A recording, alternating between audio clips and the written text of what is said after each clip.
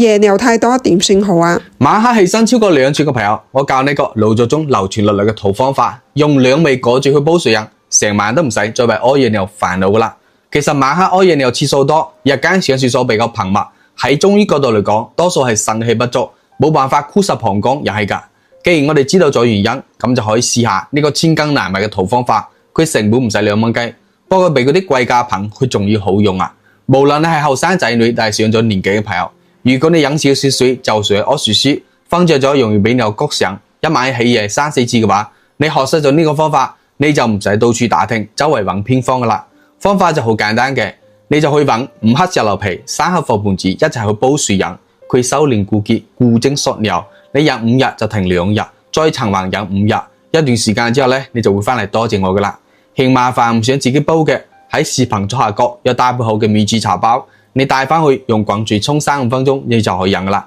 快啲去試下啦！